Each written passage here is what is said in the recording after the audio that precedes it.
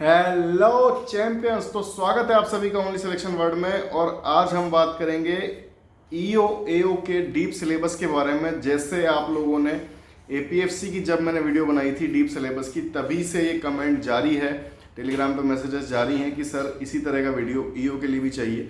ठीक है, तो वो आज डिमांडेड वीडियो ये वाला है। ठीक है, और ईओ के डीप सिलेबस की इसके बारे में हम बात करेंगे इस वीडियो में। ठीक है, तो ईओ का जो सिलेबस है वो काफ़ी अलग है एपीएफसी से। सबसे पहले तो ये समझ लीजिए, अगर किसी को मेरे इतने वीडियोस के बाद भी ये डाउट है कि क्या डिफरेंस है और अलग है क्या, अलग अलग एग्ज़ाम है क्या, तो बहुत कुछ अलग है। जो आपको पता है उससे ज़्यादा आपको इस वीडियो में जानने को मिलेगा। ठीक है, तो सबसे पहले हम सब्जेक्ट की बात करते हैं, स्पेशल पार्ट की, इंडस्ट्रियल रिलेशन। तो इंडस्ट्रियल रिलेशन देखिए यहाँ पे 4 टाइप में बढ़ता है। ठीक है, एपीएफसी में सिंपल से लेबर लॉज है, उनको आप पढ़ लो, उनसे डीप क्वेश्चन आएंगे, लेकिन सिंपल है। इसका सिलेबस बहुत वास्ट है। देखिए यहाँ पे आईआर में क्या क्या आता है। पहला पार्ट है कॉन्स्टिट्यूशनल पार्ट। ठीक है, कॉन्स्टिट्यूशनल पार्ट में फंडामेंटल राइट्स, डीपीएसपी, ये जो बोलते हैं आपके लेबर लॉज के बारे में। ठीक है, आपके इंडस्ट्रियल रिलेशन के बारे में, कहाँ से कौन सा बनता है वो आता है। ठीक है, तो पॉलिटी में ही पढ़ना है और इसके लिए भी आपको पढ़ना है स्पेशली। इसके बाद में कलेक्टिव बार्गेनिंग, इंडस्ट्रियल रिलेशन की थ्योरीज। इंडस्ट्रियल रिलेशन बेसिकली होता क्या है, ठीक है, कलेक्टिव बार्गेनिंग क्या होती है, इसमें किसने क्या थ्योरी दी है, किस तरीके से किसने क्या बोला है, बहुत सारी थ्योरीज हैं। ठीक है, जो मैंने आपको पहले पढ़ाई भी है, तो वो सब इसमें आता है। इसके बाद में आती है जो लेबर लॉज हैं, वो खुद एक इसका पार्ट है, जिससे बहुत ज़्यादा डीप क्वेश्चन नहीं आते एपीएफसी की तरह, लेकिन सुपरफिशियल ऊपर क्वेश्चन आते हैं। साथ में शेड्यूल्स ज़्यादातर पूछे जाते हैं। इसकी पीडीएफ भी टेलीग्राम ग्रुप पे मैंने पहले प्रोवाइड कराई थी। ठीक है, अभी भी है वहीं पे। तो शेड्यूल्स से क्वेश्चन आते हैं, लेबर लॉस से क्वेश्चन आते हैं। ठीक है, जैसे ईएसआईसी से पिछली बार क्वेश्चन आया था, तो डायरेक्ट क्वेश्चन आते हैं, सीधे क्वेश्चन आते हैं। Constitutional part, then industrial relation basically क्या है, कलेक्टिव बार्गेनिंग थ्योरीज, ये सब। देन थर्ड पार्ट हो गया लेबर लॉस। ठीक है, इसमें शेड्यूल वगैरह इंपॉर्टेंट है। ठीक है, और ये कहाँ से पढ़ना होता है, गवर्नमेंट गजट से पढ़ना होता है, कहीं और से पीडीएफ के चक्कर में मत पढ़ना। पीडीएफ्स का जो रिलेशन है, कोई आपको चूरन बोल के दे देगा कि भाई ये जो है सिंपल सी चीज़ है, पढ़ लो, ये मैंने इससे जिस्ट निकाला है, लेकिन उस जिस्ट के चक्कर में आपका लिस्ट से नाम हट जाएगा, ये आप ध्यान रखना। ठीक है, बहुत ही इंपॉर्टेंट चीज़ है कि आपको कहाँ से पढ़ना है, वो जगह कौन सी होनी चाहिए, ये ध्यान रखिएगा कि पीडीएफ से रिलेशन आप लोगों का कुछ ऐसा ही बनता जा रहा है जैसे बुलाती है मगर जाने का नहीं ना। तो पीडीएफ आपको अट्रैक्ट करेगी जो चूरन वाली पीडीएफ होगी। ठीक है, मेरे यहाँ तो गवर्नमेंट गजट ही में देता हूँ सीधे, सभी जानते हैं। तो कोई और जो आपको ये कह के चूरन दे के बोलेगा ना, वो चूरन आपके लिए बहुत नुकसानदायक रहेगा। ठीक है, और जैसे सुबह पता लगता है ना, वैसे एग्जाम के बाद आपको पता लगेगा कि उस चूरन का साइड इफेक्ट क्या था।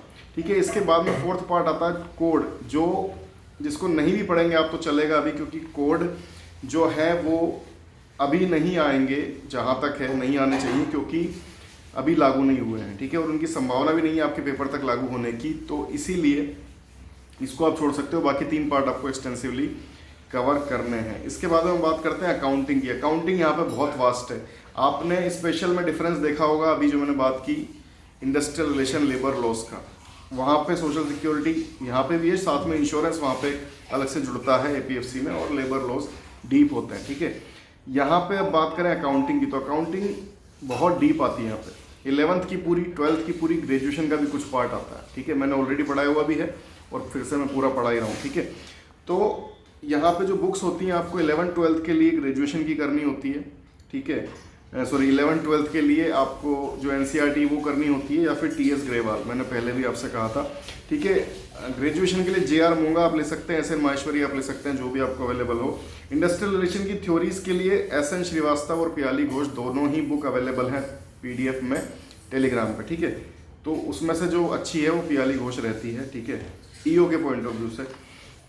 इसके बाद में हम बात करते हैं, तो ये दोनों चीज़ आपको समझ में आ गई। इसके बाद में पॉलिटी की हम बात करते हैं, तो पॉलिटी में जो फर्स्ट 9 चैप्टर्स हैं लक्ष्मीकांत के, ठीक है, एम लक्ष्मीकांत के फर्स्ट 9 चैप्टर्स जो हैं वो आपको एक्सटेंसिवली कवर करने होते हैं। उसके बाद में आप ऊपर कर सकते हैं। ठीक है, जैसे constitutional body, non constitutional body, और ये सब जो आगे आते हैं पंचायत वगैरह। ठीक है, उनको आप ऊपर से कर सकते हैं, लेकिन बाकी आगे का जो पोर्शन है, क्योंकि वो आपका पॉलिटी में भी आएगा, वो आपका हिस्ट्री में भी आएगा, वो आपका इंडस्ट्रियल रिलेशन में आएगा, सभी जगह आएगा, तो वो आपको एक्सटेंसिवली कवर करना होता है, ठीक है।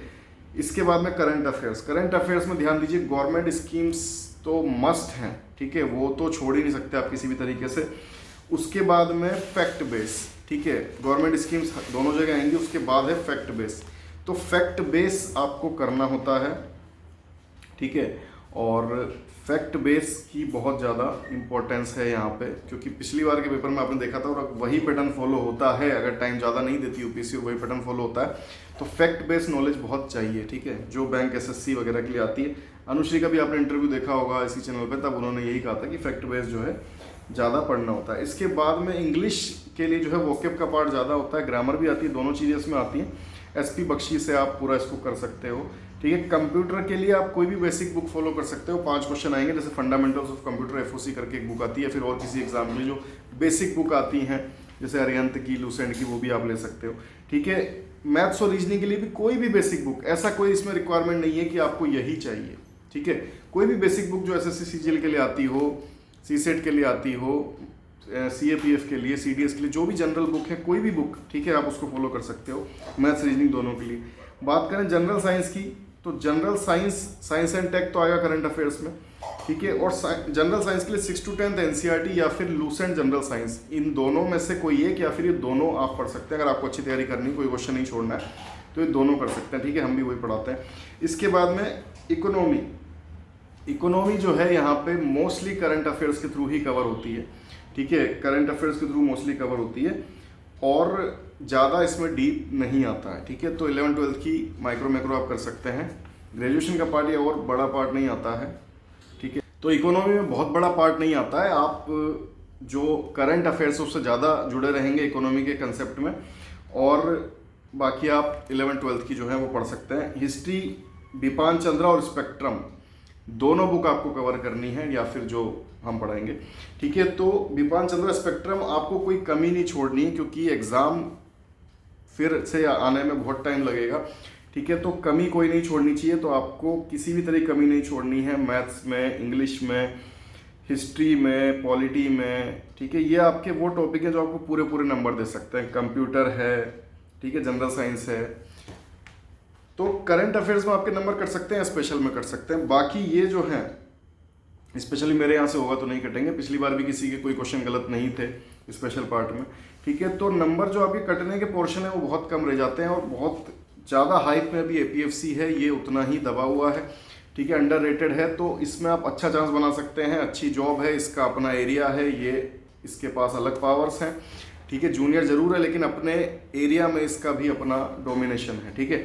तो तैयारी पूरे जी जान से कीजिए, क्योंकि पता नहीं आपका कहाँ पे हो। मुद्दा यह है कि अभी एक जॉब लेके अच्छी खासी 4800 ग्रेड पे की जॉब है, ठीक है, उसको लेके निकलिए। बेस्ट ऑफ लक है मेरा हमेशा के लिए, हमेशा की तरह, और आप सब सक्सेसफुल हों इसी उम्मीद के साथ। Goodbye, best of luck, जय हिंद।